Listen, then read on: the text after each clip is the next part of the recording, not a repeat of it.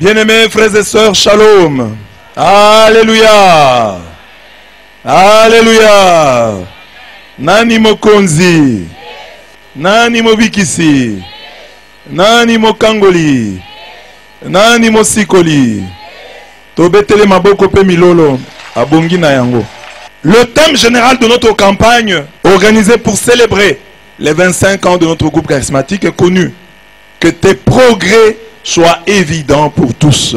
1 Timothée 4, 15. 1 Timothée 4, 15. 1 Timothée 4, 15. Dites à votre voisin, 1 Timothée 4. Donnez-lui le contenu de 1 Timothée 4, 15. Soit évident pour tous. Méditons sur l'Apocalypse 12, 1 à 12, qui nous parle de la femme enveloppée de soleil, la lune sous ses pieds, 12 étoiles couronnant sa tête. Nous avons eu la conviction que les progrès évidents, ce sont justement les 12 étoiles que porte cette mystérieuse femme. D'où notre sous-thème du jour, pas de voile sur tes étoiles. Cette femme bien habillée et couronnée des 12 étoiles, c'est à la fois Marie et l'Église. Mieux, c'est Marie symbolisant l'Église ou l'Église symbolisée par Marie. En tant que telle, elle représente chacun de nous. Les 12 étoiles symbolisent tous les projets que Dieu forme pour nous et qui ne sont que projets de paix et de bonheur. Jérémie 29, 11.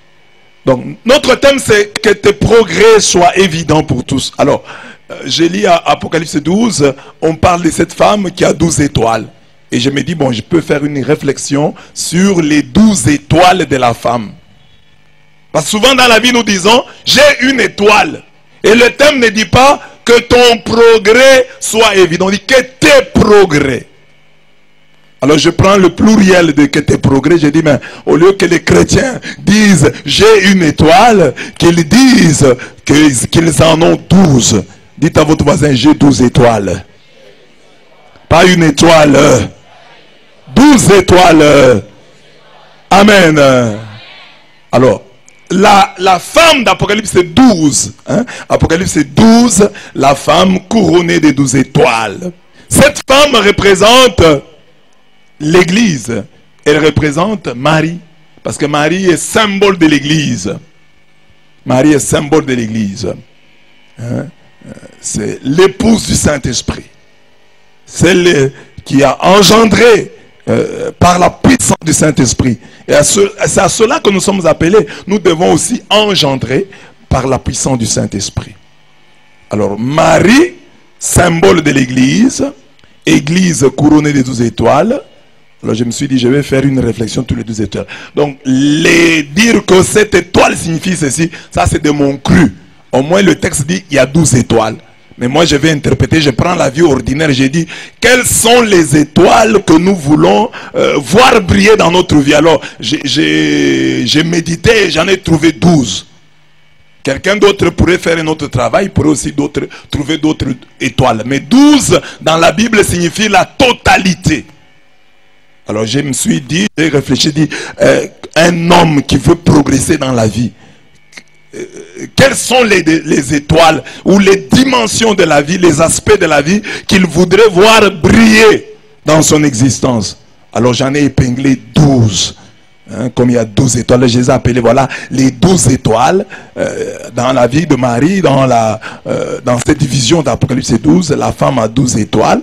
Alors j'ai dit, mais cette femme, puisqu'elle symbolise l'Église, elle symbolise aussi chacun de nous. Parce que nous sommes l'Église, nous sommes le corps du Christ. Alors j'ai trouvé, en méditant, les 12 étoiles, 12 aspects, 12 bénédictions qui m'ont semblé résumer les progrès qui doivent être évidents dans notre vie. Amen. Et les projets, ce ne sont pas nos projets, ce sont les projets de Dieu.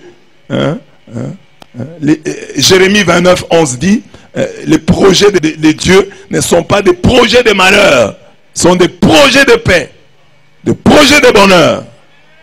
Amen. Amen. Dieu, quand il te regarde, il ne pense pas te faire du mal. Dieu ne pense que te faire du bien. Les hommes peuvent être là, cherchant à te faire du mal, mais les projets de Dieu sur toi sont des projets de bonheur. Dieu veut que tu sois bien. Dieu veut que tu sois bien à tous égards. Dans tous les aspects de ta vie, Dieu veut que tu sois heureux. Totalement heureux. Intégralement heureux. Heureux, heureux, heureux. Amen. Dites à votre voisin, Dieu veut que tu sois totalement heureux. Alors voilà pourquoi il veut que les 12 étoiles, 12 qui signifie totalité, 12 apôtres, 12 tribus d'Israël, 12 étoiles, c'est-à-dire totalité. Dieu te veut totalement heureux. Alors maintenant, Dieu ne veut pas que tu progresses seulement dans un domaine. Il veut que tu progresses dans 12 domaines, c'est-à-dire Dieu veut que tu progresses totalement. Tu progresses intégralement. Alors j'ai trouvé, en méditant, les 12 domaines dans lesquels tu dois progresser, dans lesquels tes progrès doivent être évidents. Amen. Amen. Alors, en méditant, j'ai épinglé ce que j'appelle les 12 étoiles. Bien-aimés dans le Seigneur, il faut vous convaincre que depuis que je suis là, je ne suis pas venu vous donner des conseils. Si vous considérez mon enseignement comme des conseils, c'est votre problème. Je ne suis pas un vieux du quartier venu vous donner des conseils. Ou un jeune homme du quartier venu vous donner des conseils. Je suis un prédicateur de la parole de Dieu. Je suis convaincu que le Dieu qui a créé les cieux et la terre par la puissance de la parole crée encore le bonheur, la joie, la paix pour vous à travers cette parole qui est prêchée. Chaque fois que tu l'écoutes et que tu dis Amen, quelque chose se produit dans ta vie. Il est le Dieu qui appelle à l'existence ce qui n'existe pas. Donc si tu viens ici pour écouter les conseils, tu perds ton temps. Mais si tu viens ici, tu dis chaque parole qui sort et qui parle de moi, cette parole change ma vie, change mon histoire. Ainsi en sera-t-il. Amen. Il ne faut pas seulement être à la prière, dire Amen pour la gloire de Dieu. Dis Amen pour la gloire de Dieu, dis aussi Amen pour la confusion du démon, pour la honte du diable.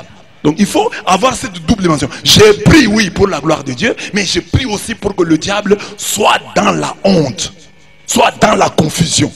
Je chante pour la gloire de Dieu, mais en même temps, je veux que Satan soit humilié. Amen.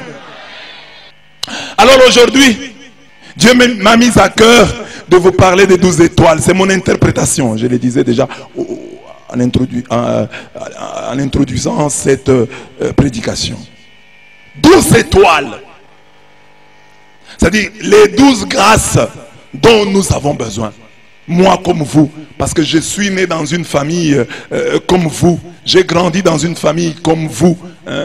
Il y a des gens ici qui ont l'âge de mon père, l'âge de ma mère, qui ont l'âge de ma grande sœur, l'âge de mes petits frères, de mes petites sœurs. Donc nous avons grandi, nous grandissons dans ce pays.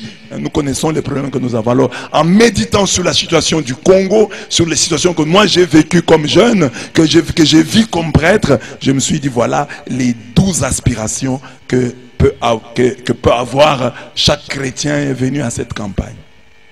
Alors les 12 aspirations, les 12 projets, les 12 progrès, les voici.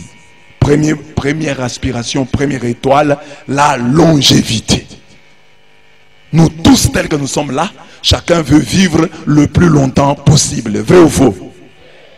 Deuxième aspiration, la richesse. Tel que nous sommes là, même si vous voulez vivre longtemps. Est-ce que vous voulez vivre longtemps dans la misère? Chacun de nous veut vivre longtemps dans la prospérité. Donc dans la richesse. N'est-ce pas? Demandez à votre voisin, est-ce que tu veux l'argent? S'il refuse, donne-lui. S'il refuse l'argent, donne-lui. S'il dit moi je n'aime pas l'argent, donne-lui. On va voir s'il va refuser. Troisième étoile. Si tu aimes la longévité, tu aimes la richesse, mais il faut aimer la sainteté. C'est aussi une étoile qui doit briller dans ta vie. Après la sainteté, il y a la sagesse. Après la sagesse, il y a les études. Il y a le travail, la promotion, les relations, le mariage, le voyage, la postérité bénie. Et puis, enfin, la bonne mort. Voilà les 12 aspirations, les 12 lieux de progrès dans nos vies. Première aspiration donc, la longue vie. Je voudrais qu'à chaque étape, à chaque étoile, tu puisses prier. C'est pour ça que tu es venu. Ne reste pas silencieux quand je parle des étoiles. Ne t'étais pas que dans ton cœur monte une prière. Chaque fois que je touche un point et que tu te retrouves dans ce point-là, tu dis voilà Seigneur, je prie pour ça. Accorde, fais briller cette étoile dans ma vie. Fais briller cette étoile dans ma vie. Amen. Amen. Nous avons vécu jeunes à Lubumbashi. Et nous avons connu un monsieur, le président de la Zambie, s'appelait Kenneth Kaunda. Kenneth Kaunda, jusqu'il y a peu, était vivant. Il y a des enfants ici, le papa est mort à 40 ans. Jeune. 50 ans, jeune. 60 ans, jeune. 70 ans, jeune. Ça, c'est une étoile qui doit briller dans ta vie. Que tes progrès soient évidents. Je t'interdis de mourir au nom de Jésus. Ne meurs pas maintenant. La vie et la mort sont au pouvoir de la langue. Amen. Longue vie. Le Seigneur nous promet la longévité en ces termes. Écoutez, Isaïe 65, 20 à 22. Le plus jeune mourra à 100 ans. Dites Amen. Ils bâtiront des maisons et les habiteront. Car les jours de mon peuple égaleront les jours des arbres. Et mes élus useront ce que leurs mains auront fabriqué. La longue vie, c'est la main droite sur moi. Proverbe 3,16 dit que nous avons sur nous les deux mains de Dieu. Dans sa droite, la longue vie. Dans sa gauche, la richesse et la gloire. Que les deux mains de Dieu soient sur toi. Que les deux mains de Dieu soient sur toi. Ne demande pas seulement la main de Dieu. Demande que les deux mains de Dieu soient sur toi. Dans sa droite, il y a la longévité. Dans sa gauche, il y a la richesse. Que les deux mains de Dieu soient sur toi. Cette main droite fut constamment sur Mathusalem. Genèse 5, 27. C'est le plus grand record de longévité dans la Bible. Que le Dieu de Mathusalem soit ton Dieu. Maintenant, ô maître souverain, tu peux laisser ton serviteur s'en aller en paix. Car mes yeux ont vu le salut. Mes yeux ont vu le salut. Mes yeux ont vu le salut. Il parle ainsi avec le Messie en ses mains. Il tient en ses mains le Messie. Il dit, je peux partir. Je vu le salut. Mort, tu peux venir maintenant. J'ai vu. Je peux partir. Mon objectif est atteint. Je peux partir. La main droite de Dieu fut sur lui. Et après sa restauration, il vécut encore 140 ans. Il vit ses fils et les fils de ses fils jusqu'à la 4e génération. Puis Job mourut, chargé d'ans et rassasié de jours. Comme j'ai écouté cette parole, qu'elle se réalise dans ma vie. Il y a des gens qui ne l'ont pas écouté. Je t'ai dit que je ne suis pas venu te donner des conseils. Je suis venu sortir des paroles qui vont créer la longévité dans ta vie. Cette parole est la parole de Dieu. Qu'elle crée la longévité dans ta vie. Parce que la Bible dit, si tu crois, tu verras la gloire de Dieu. Oh, tu es en train de croire. Tu crois que cette parole n'est pas sortie au hasard. Vois la gloire de Dieu. Vis la gloire de Dieu. Vis longtemps sur cette terre. Ne meurs pas d'accident. Ne meurs pas de poison. Ne meurs pas de maladie. Pas de mort précoce dans ta vie. Pas de mort précoce dans ta vie. Meurs de vieillesse après avoir vu les enfants de tes enfants jusqu'à la 4e génération. Dis un amen puissant. Tu prononces des paroles de mort. Il peut susciter une maladie dans la famille. Et quand tu ignores le combat spirituel, tu vas prononcer des paroles de mort. Oh, cet enfant peut mourir seulement comme ça. Tu le tues avec tes paroles. Quand tu vois une maladie dans la famille, refuse la mort. Chasse l'esprit de mort. Refuse la mort. Même pour ceux qui sont vieux et accidentels, s'éloigner de nous. Mourons de vieillesse et non d'autre chose au nom de Jésus. C'est une étoile qui doit briller dans ta vie. Ah, dans la vie de papa, cette étoile a brillé, l'étoile de la longévité. C'est une étoile qui doit briller dans ta vie. Que cette étoile donc, l'étoile de la longévité, de la bonne santé. C'est pas seulement la longévité, hein? Je ne parle pas de longévité, tu vis longtemps mais toujours malade, non. Longévité, bonne santé à l'intérieur. Que cette étoile brille, oui ou non? Qu'elle brille dans la vie de chacun. Hein? Deuxième étoile, la prospérité. La prospérité, c'est la main gauche du Seigneur. Et c'est très bien dit que la main gauche du Seigneur soit sur nous. La main gauche, c'est la main généreuse. C'est du côté où se trouve le cœur. Et on dit que dans la main gauche de Dieu, Proverbe 3,16, il y a la richesse et la gloire. Quand il donne généreusement. Que Dieu te donne généreusement. Que Dieu te donne généreusement la richesse. Ne pense pas que la richesse, on l'obtient seulement dans les cases des féticheurs, dans les maisons, dans les loges des occultistes. La richesse s'obtient auprès du Seigneur, car lui-même dit, l'or et l'argent m'appartiennent. Si ton Père est Dieu et que l'or et l'argent lui appartiennent, on doit voir l'or et l'argent dans ta vie. Agé 2, verset 8. L'or et l'argent lui appartiennent. Il est capable de faire pour nous ce qu'il fit pour Isaac. Que dit Genèse 26, 12 à 13? Yahweh le bénit et l'homme s'enrichit. Il s'enrichit de plus en plus jusqu'à devenir extrêmement riche. Relisons ce verset tous ensemble. Yahweh le bénit et l'homme s'enrichit. Il s'enrichit de plus en plus jusqu'à devenir extrêmement riche. Relisons encore. Yahweh le bénit et l'homme s'enrichit. Il s'enrichit de plus en plus jusqu'à devenir riche. Extrêmement riche. Regardez l'Afrique, vous allez remarquer ça. L'Afrique catholique, évangélisée par les missionnaires blancs, n'est pas très riche. Parce que les Anglais d'abord sont pragmatiques. Et les Anglais parlent d'argent. Les protestants parlaient de l'argent. Dans tous les domaines, même les domaines économiques. Que tu aies de l'argent, ce n'est pas un péché. Qu'on puisse en parler. Amen. Parle souvent de l'argent. Parlons argent. Amen. 10 catholiques se mettent ensemble. Mais vous pouvez faire des choses. Mais vous ne croyez même pas ça. Que vous êtes capable de faire quelque chose. On n'aime pas. Même le prêtre qui parle de l'argent. Ah, ça me donne un peu de la nausée là. Nous voulons qu'on nous parle seulement de l'amour, du ciel. Ça c'est l'Ancien Testament. Yahweh le bénit et l'homme s'enrichit. Il s'enrichit de plus en plus jusqu'à devenir extrêmement riche. Les de plus en plus d'Isaac nous enseigne à être fort, patient et honnête, et à comprendre qu'un homme qui veut prospérer doit savoir travailler, doit savoir épargner, doit savoir investir. Donc d'abord travailler. Est-ce que nous avons cette rage-là de vaincre, de réussir? Dans le domaine économique, je veux prospérer, je veux aller de l'avant, je veux réussir en matière économique. Je vais réfléchir, qu'est-ce que je peux faire ici à Kananga pour gagner de l'argent? Un monsieur, un homme qui ne vit que de son salaire est un paresseux. Premier au 30, je n'attends que le salaire. Et dans l'entretemps, je m'endette. Et je me retrouve à la fin du mois, je n'ai rien. C'est pourquoi j'ai dit même aux jeunes, j'ai fait une vidéo comme ça, j'ai dit aux jeunes gens, n'épousez pas une femme qui vient dans le mariage seulement avec ses seins et son ventre. Non, épousez une femme qui vous amène de l'argent. Ah, cette femme peut chercher l'argent, dis viens, je t'épouse.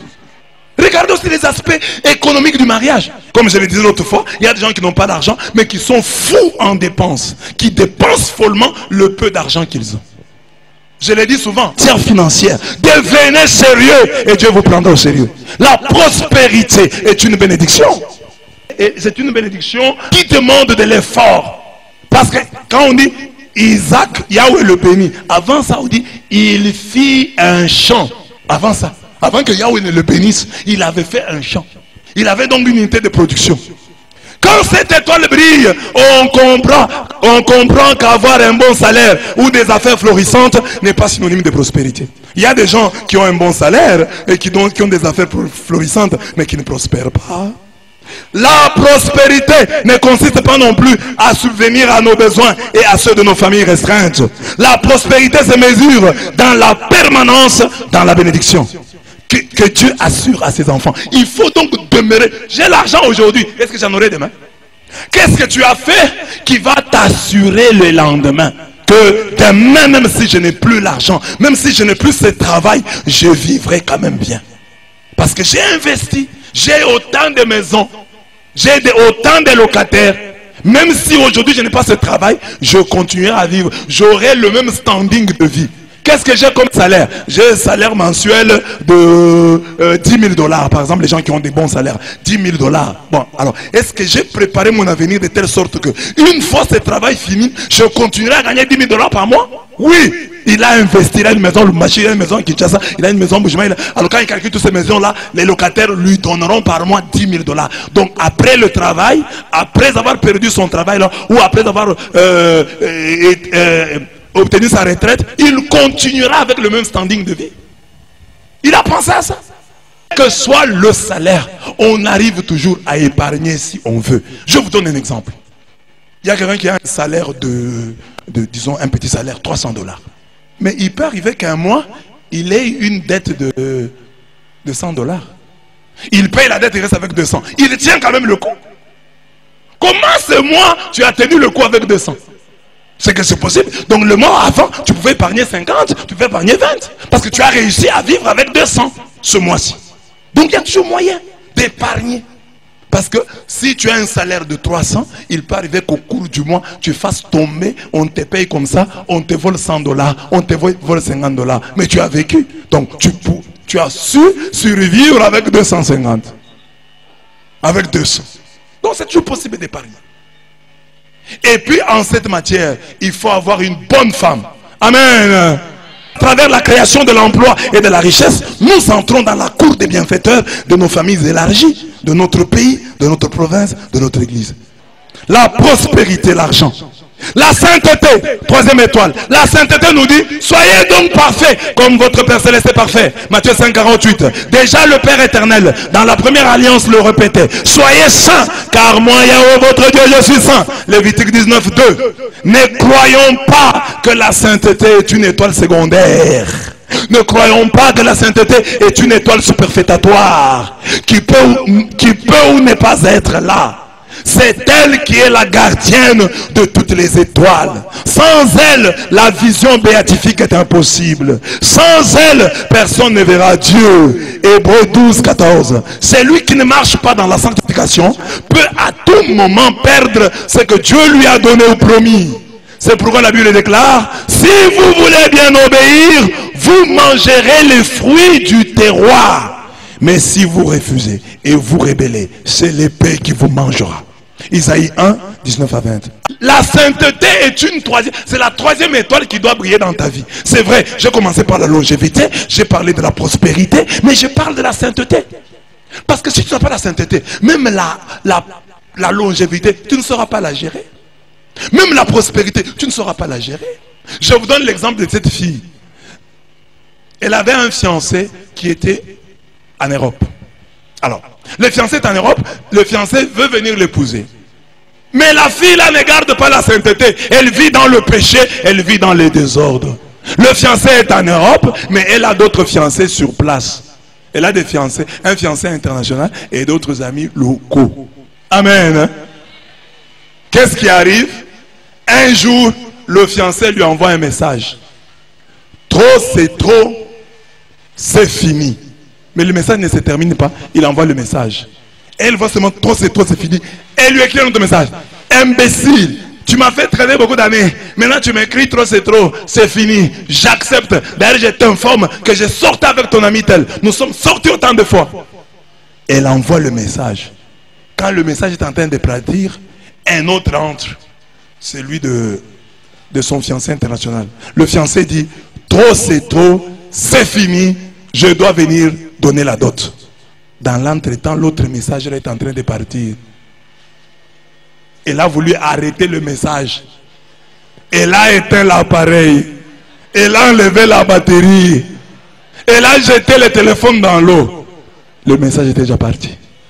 Dieu veut voir si tu es fidèle. Parce que la Bible dit, celui qui est fidèle dans les petites choses, l'est aussi dans les grandes. Ça c'est une étoile. La troisième étoile, la sainteté. Elle doit briller dans nos vies. Et la Bible dit, j'ai lu le texte ici, si vous voulez bien obéir. Quatrième étoile, la sagesse. La sagesse est une étoile. Nous avons demandé au Seigneur une longue vie, la prospérité, la sainteté. Mais qu'est-ce qu'un vieillard, un riche ou un saint sans sagesse? Proverbe 17:16. À quoi sert l'argent dans la main de l'insensé? À acheter la sagesse? Mais il n'a point de sens. C'est la sagesse, c'est quoi? C'est la capacité à apprécier chaque chose à sa juste valeur. Ça paierait. Il y a le sens du goût. Du goût. Alors, le sage, celui qui a le discernement. Et le discernement, c'est ça, justement. Il donne à chaque chose, il apprécie chaque chose à sa juste valeur.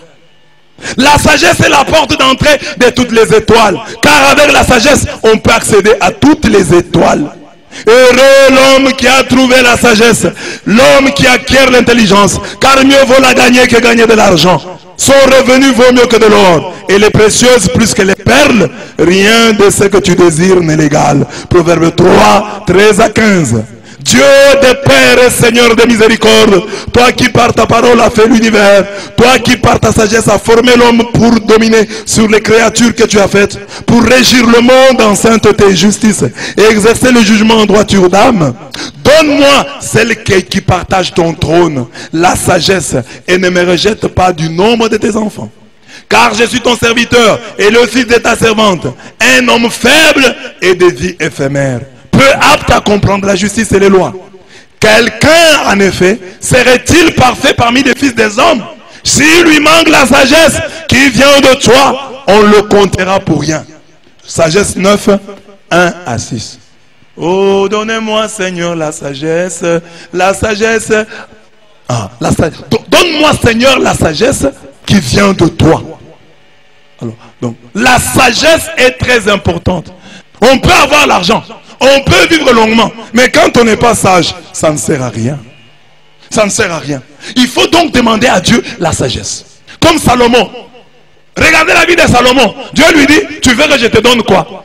Salomon dit à Dieu, donne-moi la sagesse. Et cette prière touche Dieu. Dieu dit, ah, tu m'as demandé la sagesse au lieu de me demander une longue vie, au lieu de me demander la richesse. Je vais te donner la richesse. Comme tu as demandé la sagesse, à la sagesse, je vais ajouter la richesse, je vais ajouter la longue vie si tu obéis à mes préceptes. Amen. Qui est dans ta vie? Sagesse. Et la Bible dit, la sagesse, la crainte du Seigneur est le commencement de la sagesse. C'est ça que je dis, apprécier chaque être, chaque chose, chaque personne à sa juste valeur. Quand tu sais le faire, tu es sage. Je vous donne quelques exemples.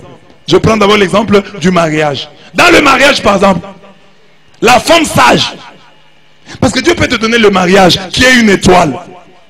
Mais si tu n'as pas la sagesse, tu vas perdre le mariage. Tu veux que tout le monde puisse t'acclamer. Tu es qui?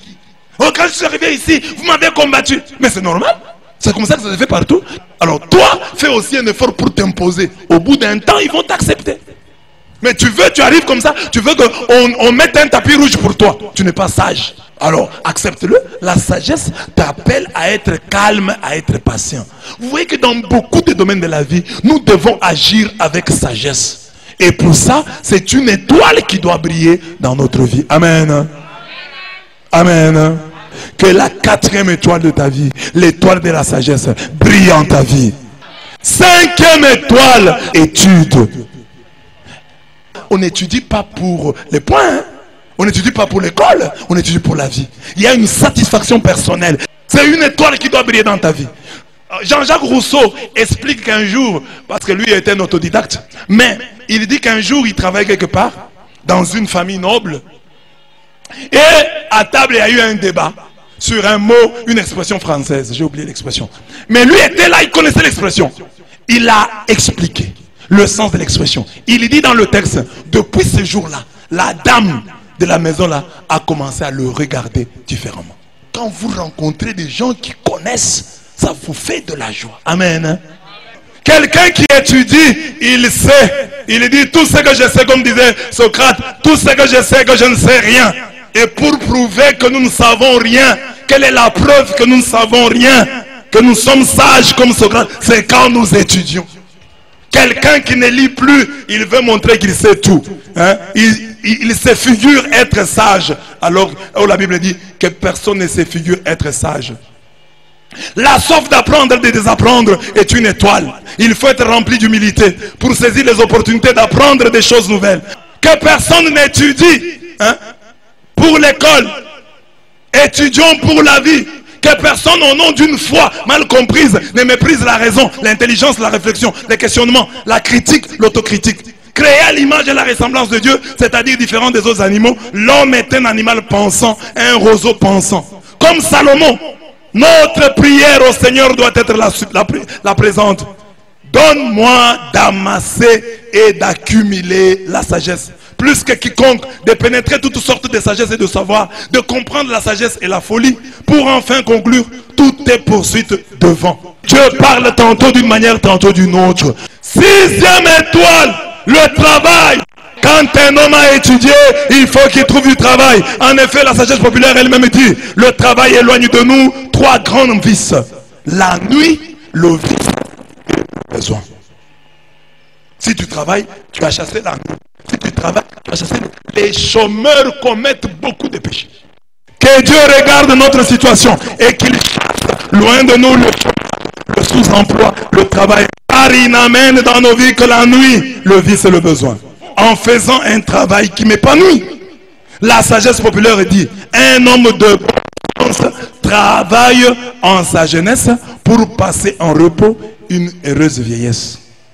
Que l'esprit de chômage soit chassé de nos vies. Soyons libérés de tous ces salaires de misère et injustes. Si dans notre jeunesse, nous ne trouvons pas du travail et que nous n'avons pas de bons salaires, comment passerions-nous notre vieillesse? En mendiant? Tu n'as pas amassé dans ta jeunesse, comment posséderais-tu dans ta vieillesse? C'est maintenant qu'il faut amasser. Dans la vieillesse, oh, ça serait un peu difficile. Amasse quand tu es encore jeune. Que le Seigneur nous garde de cela. La parole déclare que celui qui ne travaille pas ne mange pas non plus. Quand l'étoile du travail brille, nul ne veut être à la charge des autres. Refuse d'être à la charge de ta maman. Tu es déjà un grand comme ça, 25 ans, 26 ans. Maman, achète-moi les sous-vêtements. Prends-toi en charge. Il y a des choses que tu commences à refuser. Non, maman ne me paye, c'est pas ça. Je vais me débrouiller moi-même. Je vais me débrouiller seul. Quand l'esprit de mendicité est chassé, on cesse d'être assisté, on cesse d'être aidé. Le temps est venu pour qu'à travers notre travail, les autres soient bénis et que l'église soit visitée. Que le travail cherche maintenant tous ceux qui l'ont beaucoup cherché. Nous avons longtemps cherché à être les travailleurs des autres. Devenons des entrepreneurs, des créateurs d'emplois, des créateurs de richesses. Que les commandeurs d'hier deviennent les bienfaiteurs d'aujourd'hui. La prochaine fois qu'il y aura un test d'embauche, gagne, réussit, trouve un travail. Au nom de Jésus. Après avoir trouvé du travail, une autre étoile qui doit briller dans nos vies, c'est celle de la promotion. Que vos progrès, que tes progrès soient évidents. Et ce conformément à la parole qui dit, voici que mon serviteur prospérera. Il grandira, s'élèvera, sera placé très haut. Dites Amen. Mon serviteur prospérera. Mon serviteur grandira. Mon serviteur s'élèvera. Mon serviteur sera placé très haut. Prospère, grandit et soit placé très haut. Dites Amen. Quand un homme travaille avec la bénédiction divine, ce qui est arrivé à Mardoché doit aussi lui arriver. Mardoché était en train de devenir un grand homme. C'est ça que dit Esther 9:4. Mardoché était en train de devenir un grand homme. Grâce à cette campagne, je suis en train de devenir un grand homme. Je suis en train de devenir un grand homme. Mardoché était en train de devenir un grand homme. Mardoché était en train de devenir un grand homme. Et on dit à Aman, l'ennemi de Mardoché, tu viens de commencer à déchoir. Alors que Mardoché est en train de devenir un grand homme, toi tu viens de commencer à déchoir devant Mardoché. S'il est de la race des Juifs, tu ne pourras plus reprendre les dessus. Au contraire, tu tomberas sans cesse plus bas devant lui. comme une étoile en nos nuits, et ce malgré les combats. Le Seigneur détruit tout espoir de blocage et il rend sans effet les complots et l'accusation de nos ennemis. Il visite nos chefs et fait notre publicité. La promotion brille comme une étoile. Dieu s'occupe de notre campagne et de notre marketing. Dieu gagne pour nous la faveur de nos supérieurs et celle de nos collègues. Soyons libérés de tout ce qui dans notre caractère nous empêche de percer et d'avancer. Il y a des choses dans le caractère qui nous empêchent d'avancer, de percer. Ne nous fermons aucune porte, car nous sommes de la race de Dieu. Jésus t'ouvre les portes de la promotion. Qu'au nom glorieux de Jésus, notre avancement étonne les occultistes, les fétichistes et ceux qui recourent à la corruption et au trafic d'influence. 8e étoile, les relations. Demande à ton voisin, dans ton téléphone, quelle est la grande personnalité que tu connais? Que soient nombreuses tes relations. Comment est-ce que tu as fait pour devenir riche? Au lieu de répondre à la question, Bill Gates sort un chéquier et il donne un chèque en un chèque en blanc à cette dame-là. Madame prend ce chèque, met l'argent dont tu as besoin. Tu peux aller retirer à la banque. Écoutez la femme. Non, moi je ne peux pas prendre. Je ne suis pas venu ici pour... Moi je suis venu ici pour l'émission. Monsieur Bill Gates, revenons à notre émission. Prends le chèque. Revenons à notre émission. Prends le chèque. Revenons à notre émission. Mais je m'excuse beaucoup. En tout cas, respectez mon travail. Bill Gates va lui dire que moi, si je suis devenu ce que je suis, je n'ai jamais raté une opportunité comme celle-ci. C'est ça la leçon qu'il voulait donner. Que beaucoup de gens ont eu des opportunités, ils ont raté. Hein? Il pouvait prendre le chèque. Siracide 6:6. Que soient nombreuses tes relations. Puisque souvent Dieu passe par l'homme pour sauver l'homme, nous devons nous créer beaucoup de relations fructueuses. Et conserver celles que nous avons déjà. Que notre lieu de naissance, notre caractère et notre milieu de vie ne constituent un obstacle invincible en matière d'acquisition et de conservation des relations. Comme il a fait pour Moïse, le Seigneur s'arrange pour qu'une princesse s'intéresse à la corbeille dans laquelle la nature et l'histoire nous ont cachés. Que Dieu éloigne de notre entourage les profiteurs, les opportunistes, les traîtres, les hypocrites, les lâcheurs, les faux amis et les faux frères. Puissions-nous expérimenter cette parole. Un ami fidèle est un puissant soutien. Qui l'a trouvé a trouvé un trésor. Un ami fidèle n'a pas de prix. On ne saurait en estimer la valeur. Un ami fidèle est un baume de vie. Le trouveront ceux qui craignent le Seigneur. Qui craint le Seigneur, c'est fait des vrais amis. Car tel on est, tel est l'ami qu'on a. C'est une étoile qui doit briller. Je connais beaucoup de gens, j'ai beaucoup de relations. Et Dieu fasse de nous, pour les autres, cet ami fidèle et loyal que tout le monde rêve de rencontrer un jour. Le mariage. Qui trouve une femme trouve le bonheur. Proverbe 18:22. Cette même affirmation peut être inversée en ces termes. Qui trouve un homme trouve le bonheur. Cette étoile brille chaque fois que le mariage n'est pas toxique. Il y a des gens qui ont des mariages toxiques. Hein? On se marie pour être heureux. L'étoile du mariage. Donc on se marie pour être heureux, pour partager le bonheur de vivre ensemble. L'étoile du mariage, c'est la grâce d'un saint, bon et heureux mariage. L'étoile du mariage, c'est la grâce d'un saint, bon et heureux mariage. Cette étoile brille par notre victoire sur tout esprit de mari ou femme de nuit. Tout esprit de célibat, tout esprit d'infidélité, tout esprit de divorce. Ils en ont besoin. Parce qu'ils ont apprendre, ils ne doivent pas seulement voir des prêtres. Les enfants doivent aussi voir des parents qui s'aiment. Comme des garçons et des filles que j'ai connus dans une paroisse à Mbujimaï, me racontaient une histoire. Dit, quand papa rentre au travail, il entre en chambre avec maman, on les entend seulement rire. On ne sait pas ce qui se passe. Mais les enfants ont gardé ça. Mais c'est comme ça. Et les parents rient aux éclats, les enfants savent. C'est pas, mais ils rient. Les enfants ont besoin de ça. Parce que l'enfant peut aussi imiter ça. Je veux commencer à faire comme mon père. Je veux commencer à faire comme ma mère. Recevoir mon mari et le faire rire. Parce que c'est ça aussi le mariage. Si tu as réussi, oh tu as un travail, oh tu as ceci, tu as des enfants, mais tu as échoué dans ton mariage. C'est une étoile qui ne brille pas dans ta vie. Or l'étoile du mariage, notre enseignement, que vos progrès soient évidents pour tous. Donc même que l'étoile du mariage brille.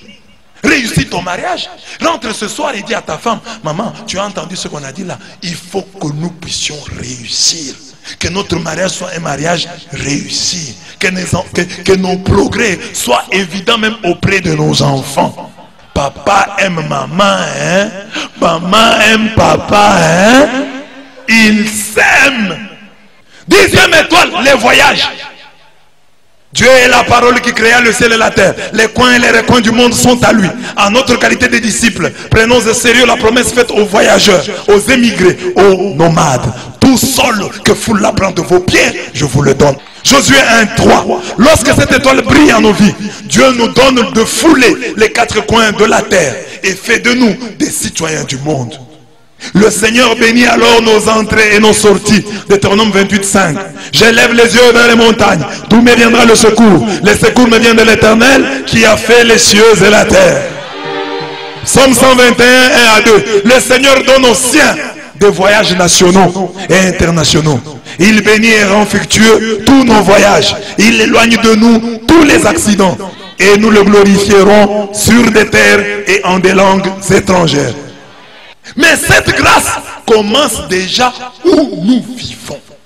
Vous planterez et je ne vous arracherai pas, car je me répands du mal que je vous ai fait. Une progéniture bénie, 11e étoile. La parole de Dieu affirme, c'est l'héritage de Yahweh que des fils, récompense que le fruit des entrailles. Comme flèche en la main du héros, ainsi les fils de la jeunesse. Heureux l'homme, celui-là qui en a rempli son carquois. Point de honte pour eux, car ils débattent à la porte avec leurs ennemis. Les fils de la jeunesse sont comme des flèches dans la main d'un guerrier. Nous perdons chaque fois nos filles, parce que nous avons une mauvaise politique de mariage dans l'église. Tout ce que Dieu appelle au saint mariage doivent goûter à ce bonheur d'avoir des fils et des filles de leur jeunesse. En principe, concevoir et mettre au monde ne doivent pas être un casse-tête chinois pour les enfants de Dieu. Nous avons un Dieu qui sait déjouer les pronostics des médecins. Car sa parole déclare, il n'y aura dans ton pays ni femme qui avorte, ni femme stérile. Quand la stérile enfante 7 fois, celle qui avait beaucoup d'enfants est flétrie. 1 Samuel 2:5. Une chose est d'avoir les enfants et autre chose est de les voir bénis en abondance selon la promesse à Abraham. Ta postérité conquérera la porte de ses ennemis. Et à Rebecca, que ta postérité conquiert la porte de ses ennemis. Genèse 24:60. Que nos enfants soient notre orgueil. Que nos enfants soient notre fierté. Qu'ils nous honorent sur tous les plans. Que les fruits de nos entrailles ne soient pas seulement forts chez eux, qu'ils le soient aussi à l'étranger. Que ta postérité conquiert la porte de ses ennemis. Le meilleur cadeau que tu puisses faire à tes parents, qu'ils soient fiers de toi. Qu'ils soient fiers de toi. C'est ça, une postérité bénie. 12e et dernière étoile, une bonne mort. Quand Moïse mourut, l'archange Michael et le diable se disputèrent son corps. Quand notre pèlerinage sur cette terre touchera sa fin, puisse le Seigneur nous donner la grâce de le prier comme le vieux Siméon. Maintenant, Seigneur, tu laisses ton serviteur s'en aller en paix, selon ta parole, car mes yeux ont vu ton salut. Salut que tu as préparé devant tous les peuples, lumière pour éclairer les nations et gloire d'Israël ton peuple. Que la mort ne nous surprenne pas comme un voleur dans la nuit. Puissions-nous comme le bon larron, à qui le Seigneur a dit, je te l'ai dit en vérité, aujourd'hui tu seras avec moi dans le paradis. Que la mort se présente à nous comme le couronnement de toutes les bénédictions divines. Quand viendra notre heure, puisse le Seigneur nous accorder une mort paisible et glorieuse qui donnera aux gens d'avoir une fois de plus un témoignage de l'alliance de sel, l'alliance incorruptible qui nous lie à l'Éternel. Et quand nous fermerons pour toujours ces yeux de la chair, que le Seigneur ouvre les yeux de notre esprit au bonheur éternel. Amen. Croyons au ciel et battons-nous pour le ciel. Dans le temps où on disait aux chrétiens, fais ça pour l'amour du ciel. Pour l'amour du ciel, pardonne-moi. Pour l'amour du ciel, donne-moi. Aujourd'hui, cette expression doit revenir. Elle doit être vivante. Que les chrétiens aient des choses qu'ils font pour l'amour du ciel. Les pauvres de ce temps-là croyaient que les gens étaient capables, étaient prêts à faire tout pour l'amour du ciel. C'est ainsi que les pauvres demandaient, pour l'amour du ciel, aide ces pauvres. Et les gens, comme ils ne voulaient pas rater le ciel, ils donnaient. Pour l'amour du ciel, pardonne à ton voisin. Pour l'amour du ciel, pardonne à ton mari. Pour l'amour du ciel, pardonne à ta femme. Pour l'amour du ciel, pardonne à ta fille. Pour l'amour du ciel, que Dieu vous bénisse. Que Dieu vous bénisse.